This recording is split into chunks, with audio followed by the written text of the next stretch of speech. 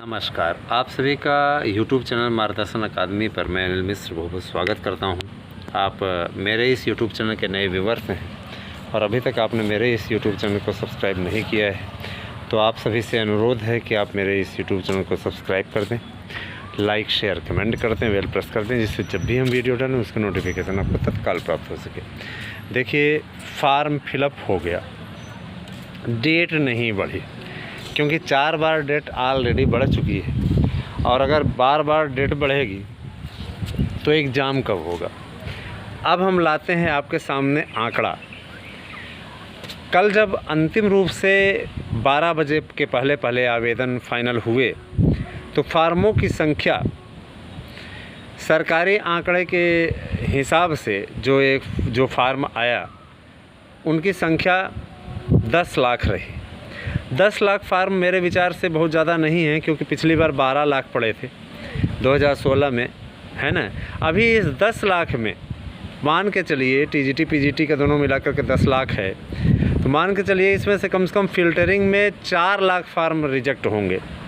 उनके रिजेक्ट होने के पीछे का कारण है, सबसे पहला कारण, टीजीटी पीजीटी में अगर आपने आवेदन में ये गलतियाँ की हैं तो मान के चलिए कि आपके फार्म निश्चित तौर पर जाने तय हैं। उसमें कोई लापरवाही अगर आपने की है, जैसे कि आपने वाइट बैकग्राउंड वाली फ़ोटो नहीं लगाई है, आपका फार्म रिजेक्ट हो जाएगा। ठीक है। अगर आपने सिग्नेचर बहुत छोटा किया हुआ है, पढ़ने में भी नहीं समझ में आ रहा है, तो आपके फार्म रिजेक्ट हो जाएंगे। अगर आपने आय प्रमाण पत्र या मान लीजिए कोई प्रमाण पत्र वैधता उसकी चली गई है, उस डेट का लगाया हुआ है, तो आपका फार्म रिजेक्ट हो जाएगा। अगर आपने नियमों की धज्जी उड़ाने वाला कोई कार्य किया है, कूटरचित कोई चीज़ किया हुआ है, जाली दस्तावेज़ लगाए हुए हैं, उसका नंबर पूरा लिखा हुआ है, निश्चित रूप से आपका फार्म रिजेक्ट हो जाएगा। क्योंकि निश्चित तौर पे सारी चीज़ें सारी अपडेट होते हैं। कुछ लोग बीएड के अपेयरिंग में तब भी फार्म डाल दिए हैं, उनके लिए है।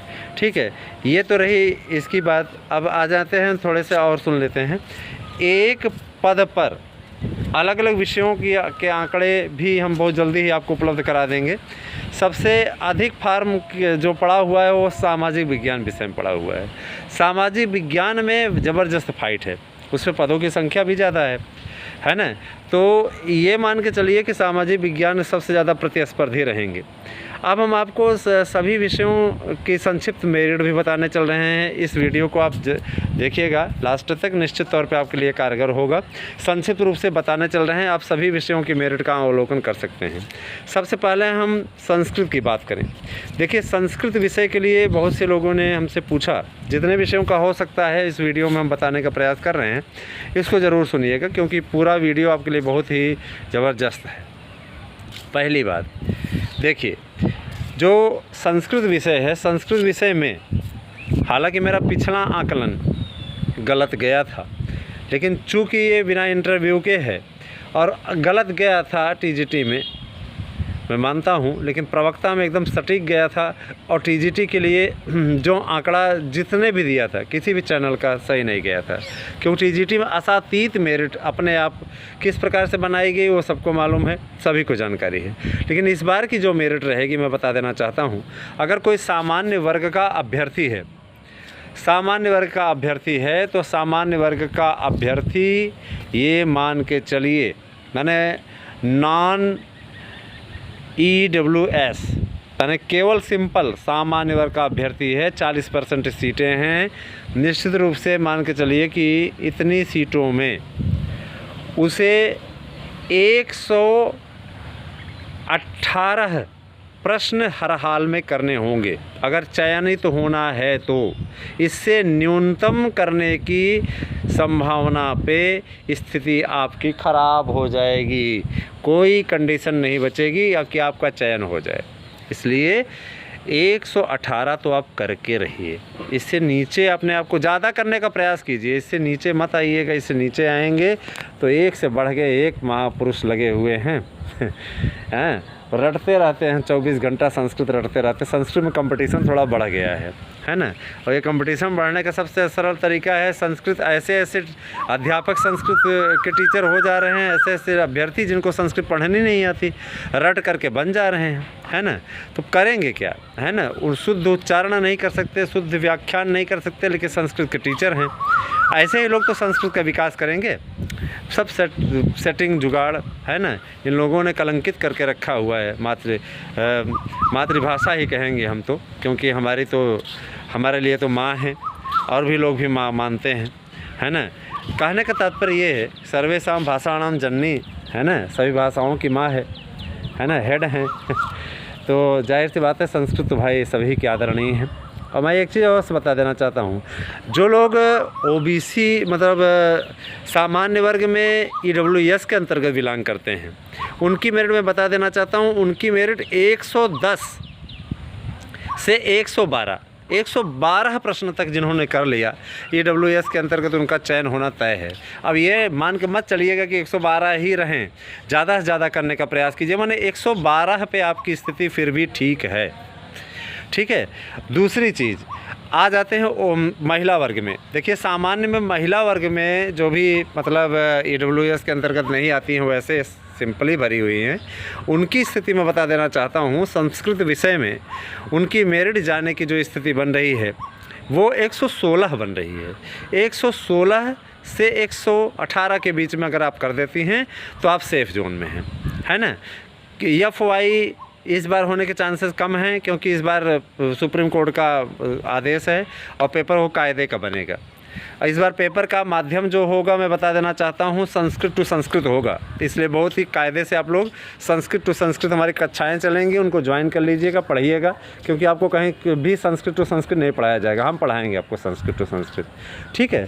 और चलें, ये तो होगी बात है सामान्य वर्ग महिला की, ठीक है। इसके अलावा EWS में अगर 114 हैं, है ना, महिला में 114 माने 112 से 114 हैं तो फाइनल हो जाएंगी। अब कुछ लोग कहेंगे EWS में तो जाहिर सी बात है कि सभी मिलके आएंगे, है ना, बालक वर्ग बालिका वर्ग दोनों का ही अलग अलग करके आएगा EWS के अंतर्गत, तो सारी चीज़ें रहेंगी। अब आ जाते हैं OBC की चर्चा करें। देखिए OBC में भैया जिसका भी 111 है वो फाइनल करने की स्थिति में होगा। एक अपना अनुमानित आकलन है, मान लीजिए पेपर ज़्यादा आसान आ जाए तो 100 और ज़्यादा बढ़ जाएगा, है ना। लेकिन इतना जान लीजिए, महिला वर्ग का अगर है तो महिला वर्ग में 110, और अगर SC में है तो SC में 108, और महिला वर्ग में है तो 106। इससे कम नहीं, 100 के ऊपर ही रहिएगा। संस्कृत विषय की मेरिट बता रहे हैं, संस्कृत विषय की मेरिट थोड़ी सी अब ज़्यादा जाएगी, क्योंकि पहले भी ज़्यादा जाती रही है। 2016 में तो ऐसे ऐसे महापुरुष ये 8 F कर दिया है, जिसके कारण से निकल करके आए। हम दूसरे के बारे में क्या बताया जाए, उनके बारे में बोलना ही बेकार है ना। 8 F कर दिया, जिनका गलत था वो भी फायदे में आ गए। यही हिंदी में हुआ, मेरिट चढ़ गई। मेरिट मैंने बताया कि भैया ज़्यादा जाएगी, बहुत लोगों को बहुत बुरा भी लगा था, है ना। ये हम अपना आंकड़ा इसलिए दे रहे हैं जिससे आप तैयारी करें तो बहुत मन लगा करके कहीं, इससे ज़्यादा करने का प्रयास कीजिएगा, ठीक है। यही हम आपसे बोलेंगे। इसके अलावा आपको बोलते हैं ST की मेरिट। तो देखिए ST जो है ST की स्थिति ये है कि अगर उन्होंने 90 भी कर दिया तो उनका फाइनल हो जाएगा।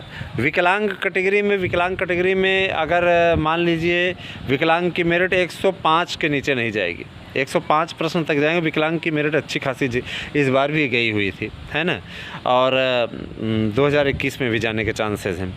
इसके अतिरिक्त आपको और मैं बता देना चाहता हूँ थोड़ी सी जानकारी कि जो लोग स्वतंत्रता संग्राम सेनानी आश्रित हैं वो 65 प्रश्न पे फाइनल कर जाएंगे। 65 प्रश्न आप करें, एक प्रश्न 4 नंबर का है, ठीक है। और संस्कृत विषय में एक बड़ी न्यूज़ हम आपको देना चाहते हैं। लगभग 600 तदर्थों ने भी फार्म अप्लाई किया है, तो 600 सीटें संस्कृत में बढ़ने जा रही हैं। इसके लिए आप बधाई के पात्र हैं।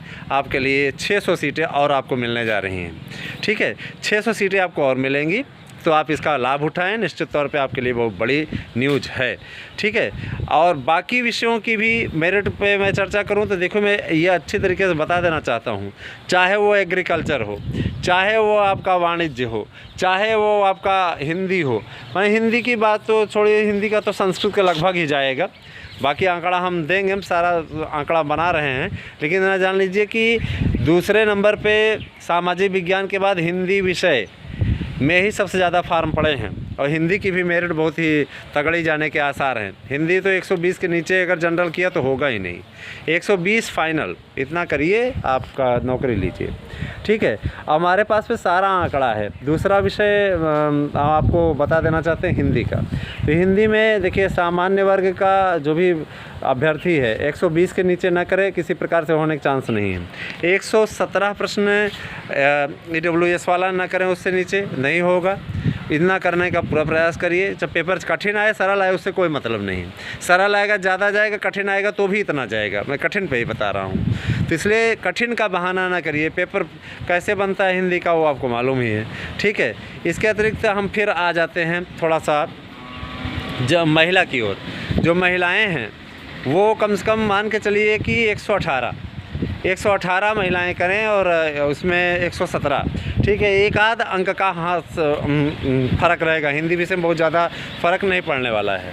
ठीक है, और जिन लोगों ने बड़ा बरगलाया आपको कि ये वो ऐसे वैसे, उनके झांसे में अगर आप आए तो EWS के अंतर्गत आपने आवेदन नहीं किया होगा। ठीक है, ये लापरवाही आपके लिए थोड़ी सी दिक्कत कर सकती है। एक आध पॉइंट पे लोग छटते हैं, आप अगर एक आध प्रश्न से छटते हैं तो आपको वास्तव में तकलीफ़ होगी। ठीक है, और ये आखिरी भर्ती है, इसको ये ना मान के चलें, है ना। आगे भी आने वाले समय में भर्तियां आएंगी जिनका अनुमान लगाया जा रहा है। सरकार बदलने के बाद ही कुछ ऐसा होगा, है ना, चुनाव के बाद ही। सरकार बदले ना बदले, लेकिन चुनाव के पश्चात ही ऐसा कुछ होगा। तो ये आंकड़ा हम आपको बता रहे हैं, इस आंकड़े पर ध्यान केंद्रित कीजिएगा। OBC का बता दिया, जनरल का हो गया, महिला वर्ग तक उसका OBC की स्थिति रहेगी, OBC 114, और महिला वर्ग में 113, और जो SC हैं SC में मान चलिए 102, और जो महिला वर्ग में है 100, और जो स्वतंत्रता संग्राम सेनानी आश्रित हैं उनका 68, और इसके अतिरिक्त जो महिलाएं आगे आप थोड़ा सा बढ़ेंगे, जो और आंकड़े में आ रहे हैं विकलांग कैटेगरी वाले, विकलांग वाले 105। तो इतनी मेरिट आपकी रहेगी, ये हमने बताया। और भी विषयों के आंकड़े हम बना रहे हैं। इतना जान लीजिए कि 10 लाख फार्म भी कम नहीं होते हैं, 10 लाख फार्म पड़े हैं, और इन 10 लाख फार्म में आपकी फ़ाइट बहुत तगड़ी है। इसलिए 10 लाख में मान लीजिए 2-3 लाख ऐसे होंगे जो कि 2-2 बार फार्म भरे होंगे। ठीक है, तो ज़रूर आप लोग इन चीज़ों को देखिएगा। आने वाले समय में हम आपको धीरे धीरे आज आप एक दिन आपको अपने बेटे से मिलवाया, जल्दी ही और परिवार से भी परिचित कराएंगे। तो मुझे पूरा विश्वास है कि आपको वीडियो अच्छा लगा होगा। कैसा लगा हमारा ये वीडियो?